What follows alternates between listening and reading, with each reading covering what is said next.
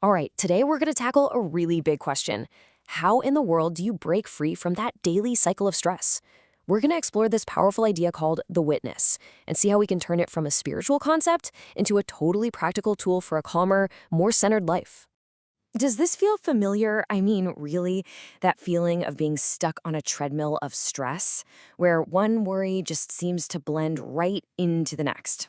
It's just an exhausting loop that so many of us get caught in. So, how do we get off that treadmill? Well, first, we've got to understand the loop that keeps us stuck there in the first place. It's something called the negative karma cycle. And don't get too hung up on the word karma here. For what we're talking about today, just think of it as a self-repeating loop of stressful reactions. I mean, life is constantly throwing stuff at us, right?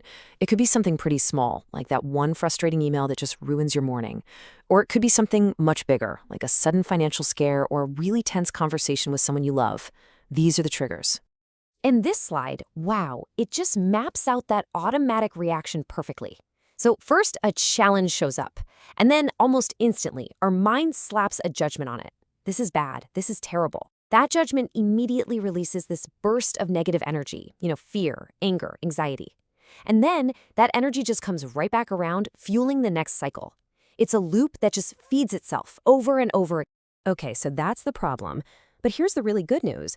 There is a way out. And this brings us to the core idea for how we can change this entire pattern by becoming the witness.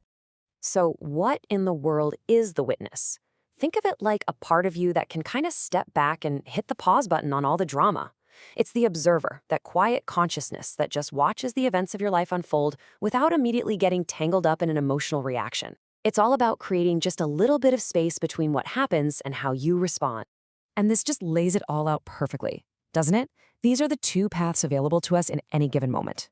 On one side, you've got that instant, gut-level emotional reaction, which just feeds that negative cycle we talked about.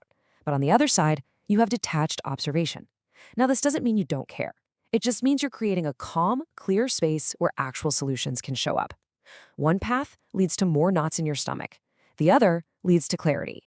Okay, this all sounds great in theory, right? But how do you actually do it when you're in the thick of it? Let's break down the how-to with a really simple guide to observing. So the source gives us 3 simple but honestly pretty life-changing keys to start practicing this. Number 1, stop labeling situations. Number 2, view your life as if it were a movie. And number 3, maintain a state of high alertness. Let's dig into each one of these. Now, this first one is absolutely crucial. Why? Because the whole negative cycle kicks off with that first judgment. The moment you slap that disaster label on something, you've already started the engine of negative energy. But by simply refusing to apply that label, by just seeing the situation for what it is, you can stop the whole cycle before it even starts. I absolutely love this quote.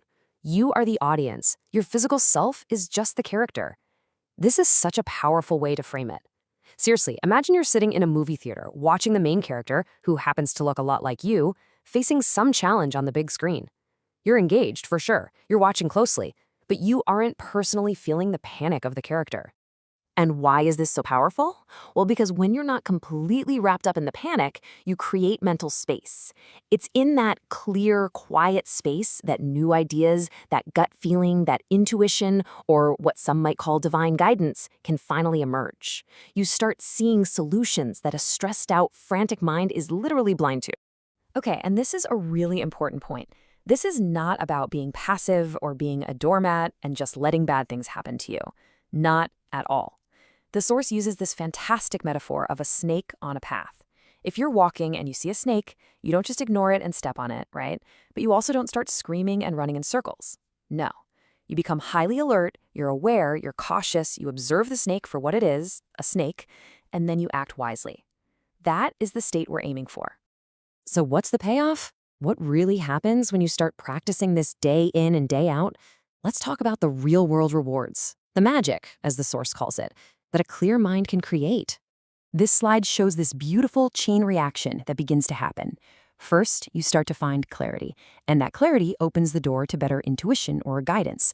And when you start to follow that guidance, whoa, that's when you start to experience something really incredible, synchronicity. So what is synchronicity? What does it actually look and feel like? It's when things just seem to flow. It's when the help you need shows up at the absolute perfect moment. You get a timely text message out of the blue. The answer to a problem you've been wrestling with just pops into your head. It feels less like you're chasing after solutions and more like solutions are actually starting to find you. So here's the bottom line. By stepping out of that frantic, reactive cycle, you're essentially clearing the runway. You are inviting a higher, positive force. Call it divine grace, the universe, good fortune, whatever name you want to give it, to enter your life and help lift you up. And this really brings it all home. This is the promise at the very heart of this practice. Great patience is always rewarded with great elevation. It's a powerful reminder that this might not always be an instant fix, but it's a practice of patience that, in the end, leads to some profound transformation. So as we wrap this up, I want to leave you with a little challenge, a question to take with you into your week. As you go about your days, what is just one challenge, big or small, that you can choose to simply witness? Instead of reacting, just observe and see what happens. Thanks for joining me.